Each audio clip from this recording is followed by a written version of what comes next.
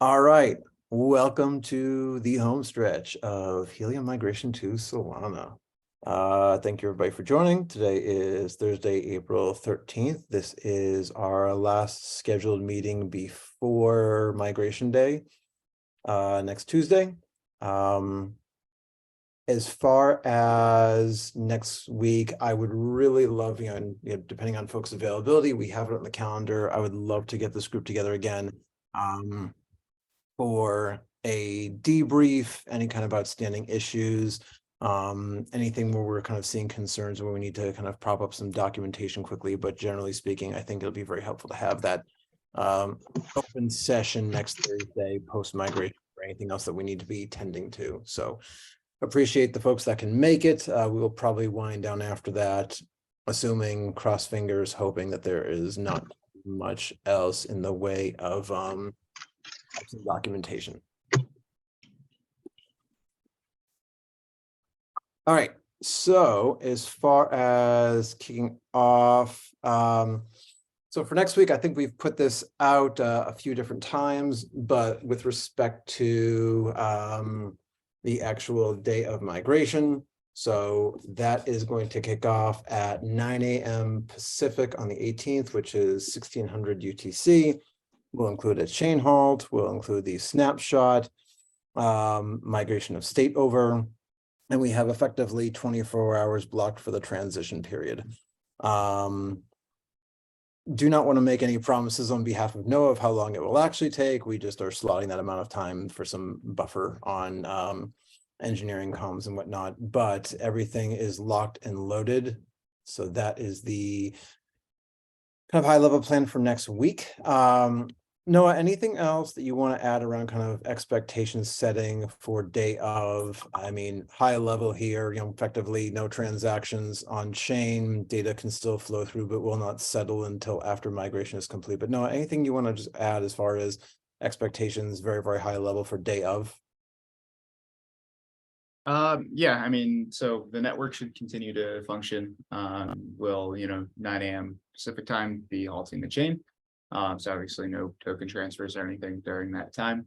And then we kick off. We have a whole set of actions that are going to happen. I don't expect for it to take the full 24 hours, but we're giving ourselves time. The first epic, so epic 0 is kind of a short epic. It will end UTC midnight that day, which happens to be, I think it's like 7 p.m. Central time. And that will flow some HNC into the treasuries. And then after that, I would expect after that is when we would let everybody have at it. But we'll see. It might be nice to have everything start at like 9 a.m. the next day. All right, excellent. I'm actually going to post so that link that I just popped in the chat, we're going to keep making a little bit of modifications just as far as expectation setting on the actual migration process steps. So if anybody has comments, questions on that, any feedback, feel free to surface that over to us. But that is kind of where we're pointing some folks who have questions around what is actually going to be happening day of. Also, we have an update to the validator guide. Let me get that in here as well.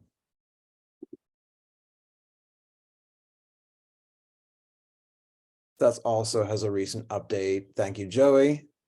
Actually, do you want to speak to the update around Explorer as well? I'm kind of going a little bit out of order here. Actually, I don't have that in the agenda, but I think it's just worth quickly covering off. Joe, if you want to talk a little bit about Explorer side. Yeah, so last week we talked a little bit about this. The update then was that we were going to be building it. This week it is built. We sort of put it together in Explorer in a week, which is amazing. I'll go ahead and screen share. I was hoping to open source the project today, but there's a couple things that I'd sort of like to check off before that. As mentioned, the Explorer will now become a sort of network-wide tool as opposed to something that lets you sort of granular look at hotspot information. However, we are sort of treating this a bit as a jumping off point for other ecosystem tools to be able to sort of connect in. So I can go and look at the hotspots in a particular region and then click through and see those things in Hotspotty. And we sort of expect that other ecosystem block explorer, network explorer tools will sort of be able to tie into the system as well to offer other options to the community. There will be a sort of network-wide stats. It's a spot where you can go and look at your like VEHNT per sub DAO, things like that, to understand sort of the split that's going to happen there. There's a light theme now. So all in all, fairly straightforward, but a sort of exciting step for the Explorer to support ecosystem tools rather than sort of compete with them. Great, thank you, Joey. Really quick, just going to jump down just because Kevin posted this in the chat. Curious on a final Gateway RS release. Noah or Joe, if you guys can provide a little bit of an update on that. Or if that's a Mark question. Yeah, I think if we could get Mark to jump in on that one. Yeah, that's probably a Mark question. I don't know too much about Gateway RS. Yeah. Although this is not the first time I've been asked about it, so I might just learn more about it so I can answer them. Mark, do you have an update on that one? Yeah, I should be tagging that it's going through final testing. The 1.0 release was probably fine. There's a few issues that were being addressed based on maker request, but overall, like POC beaconing and stuff like that was released as part, and as well as off-chain was part of 1.0.0. So as long as makers upgrade to at least that, they'll be fine. I think a next like a patch update like 1.0.1 will probably go out today, assuming Jay finds no major issues with packet routing. All right, so just to reiterate, patch update is going out today. Thanks, Mark. Kevin, any other follow-up on that one? Or is that clear? Perfect. That solves it. Wonderful. David asking, this is Joey, will Helium Explorer URL stay the same after Solana migration? So do we have a URL? Yeah, I was just typing up a response, but just to voice it as well, the new Explorer that I just showed will live on Daniel. The new Explorer will live at explorer.helium.com. The old Explorer is already deployed at explorer-old.helium.com. And then we're going to be doing some route handling for the new, basically, if you have a link to the old Explorer, it'll be handled in the new Explorer. But I'll go ahead and paste that in the text as well. How about the URLs? Like, and now we have explorer/hotspot and some address, and it's going to hotspot detail, for example. Will those URL pattern be the same, or? Yeah, so we'll support those. We're probably not going to be at full parity immediately at launch, but the vision here is that if I enter one of those URLs, I'd imagine you could have a window that would pop up that would, say, do you want to view this in Hotspotty? Do you want to view it in one of the other ecosystem tools? So it allows the link to not just 404 or land on a sort of default IoT page or something like that. But there is more or less a certain amount of redirecting that we can do to sort of make that smoother.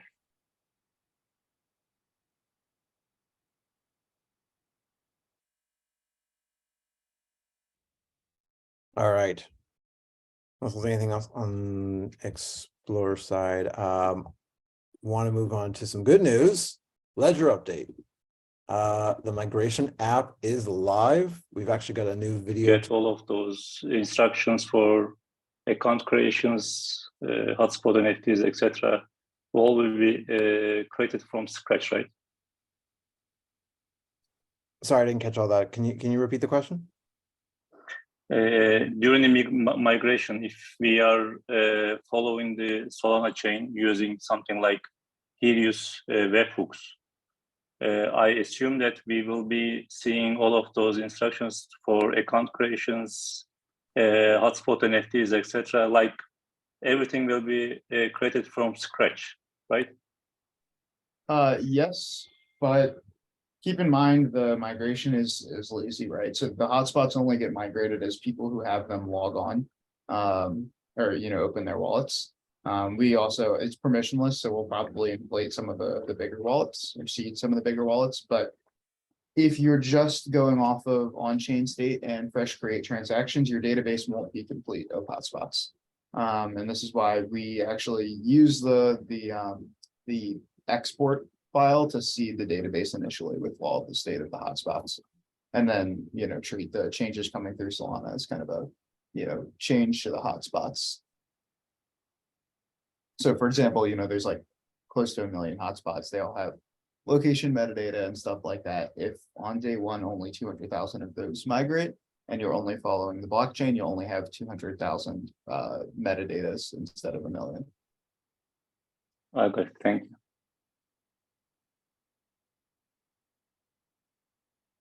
And then on Ledger for docs and I know we just, did we post that, sorry, did we get our, that tutorial, is that up on Foundation YouTube yet? Okay, and I think that's gonna land in docs as well in the Ledger section. Yeah, we do have I think that video is up. Great, and then, yeah, either Joey or no, if you've got the link, I can, trying to hunt that down the team chat right now, just so we can get that within the doc here. This is all gonna get posted, in Discord and as well, but should we have it in I a, just shared the link in the chat. perfect. Thank you, Noah. That is also in the meeting doc, if anybody needs a reference after the fact. But again, this will go out in our typical channels to make sure the full community has eyes on this.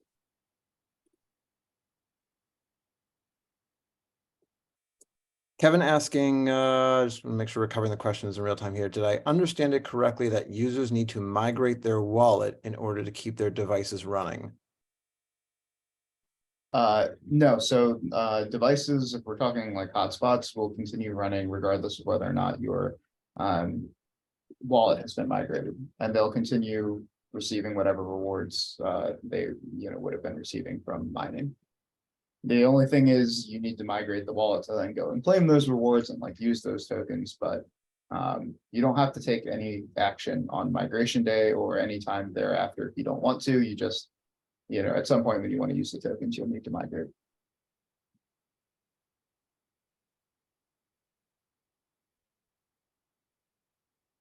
All right, excellent. Any questions on Ledger before I move on?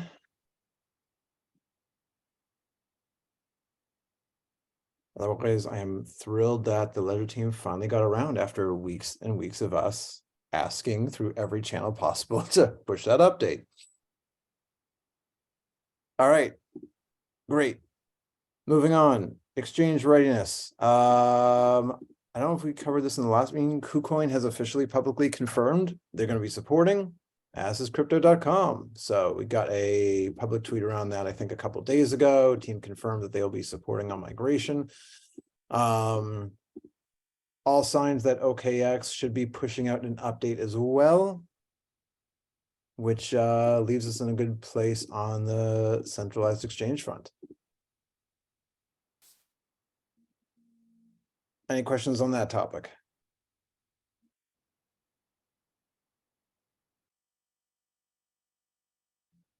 All right. Quiet group means we're doing our job. So I think we've covered everything that was open questions in the chat. Now's the time where if anybody wants to raise anything, ask it live, unmute, drop questions in chat. This is your time to ask us anything that is still outstanding. Not a important or blocking thing, but I was just curious. You mentioned some videos in the past for the community, for information, etc. I wonder if they will be still done, or because I was thinking that maybe we can share them with our users. That's why I'm asking. Nothing else. Oh yeah, you know what? Joey, I think that might be on us. We did have a few of those that were made and produced. We will get those up and posted. Yeah, Joey, let's get those up and posted today. I think those are good to go. Okay. Apologies in advance, everybody. Yep, thank you on that. Many moving parts, but yes, we'll get those up. Oh, I just mean because I'm the one talking. Yeah. Oh, yes. They were great, Joey. Daniel, just answering your question, people has been asking what to do with current validators. So I think you might have joined a little bit late. We do have the new doc. Yep, I see Joey already published that there. Yeah, that should answer the questions as far as if you do nothing, what happens? If you want to make sure you are delegating your VEH&T to respective sub-DAOs, that's in there as well. If you want to unstake and move back to HNT, I think every single thing is covered in there. That should have all the answers. Yeah, Joey, go ahead. Yeah, I think we can kind of hit the high notes of that for the group. If you do nothing with your validator, it will automatically roll over to become VEHNT at a 6-month stake, if I'm remembering correctly. The unlock will not be initiated, so it will just sort of continue to be staked VEHNT, and it will not earn anything until it's actually been delegated to a sub-DAO. So there is action required for validators to jump in and make a decision on what they want to do with their staked HNT if they're interested in earning a return on it. Otherwise, the guide goes into all deeper details on the various options that folks have to do with their validators.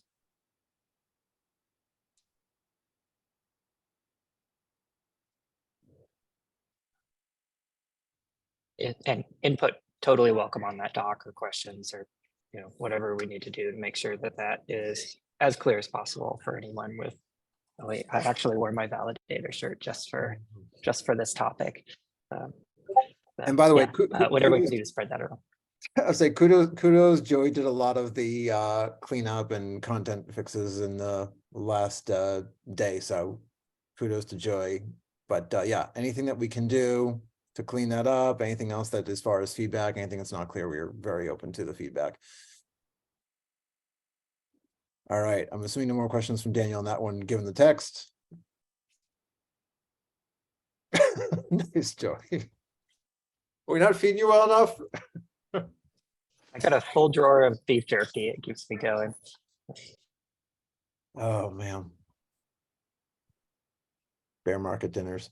All right, I shouldn't say that. Bull run. I'd say like markets are kind of heating up, but nope, not for us to. We don't speak on that. We don't comment. All right, back to the matter at hand. Any other open questions? Figured this was going to be a shorter meeting today again, but give it a few minutes here if anybody wants to chime in. Elijah, maybe you want to jump in. There was this question around Oracle data and understanding the translation of the equivalent bones into units of IoT and mobile. It might be worth just surfacing that here. Yeah, just trying to understand how that is getting calculated when you get the data from Oracles, right?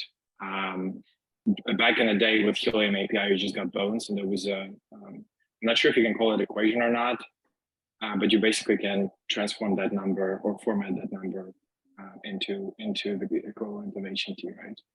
How do we do that with IoT and mobile tokens where we're fetching data from Oracles? If anyone understands that, I would love to sort of get your opinion on that, because we sort of try, as far as I understand, my engineers tried with bones and that kind of gave them a funky number. So would love anyone's input on that. Thanks. As far as I know, the calculation is the same. It's just the result. I mean, that was what was confusing me. The result is not in HNT but IoT. That was confusing me. That's what I'm saying. And Mark is actually here, and he also mentioned that the bone will be changing to 6 digits from 8. Correct. Yeah.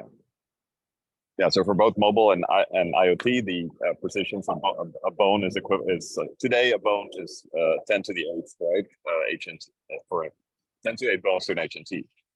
That for HNT that'll stay, but for both mobile and IoT that will become 10 to the 6th. Today in mobile, the accuracy is 10 to the 8 because that's still done on the current chain. As soon as that switches over to Solana, it will be 10 to the 6th. So the in-source accuracy. So post migration, all the bones values that you see, if you want to convert those to either IoT or mobile, you divide by 10 to the 6th to get the actual token value. That makes sense? Immediately upon the migration. Yes, sir. Got it. Thank you. Should we expect the epoch to end again in 24 hours during the migration? I mean, will it run again as scheduled? During the migration, no. Like all the verifiers will be stopped. The ingesters will continue working, so that packet reports and beacons and POC stuff and so will continue to be ingested. But the verifiers are stopped during the migration because we can't talk to Solana in order to like deal with packet DC burning and rewarding. And so both IoT and mobile verifiers are stopped during the migration. Once we're past migration, they will be started up and they'll go through catch up effectively to like to issue rewards for the epoch that was missed. Mm-hmm.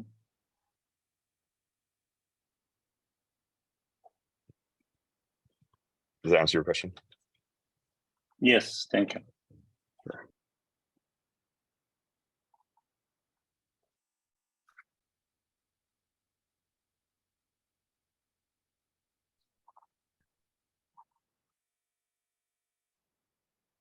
Anything else? Unmute, drop in chat.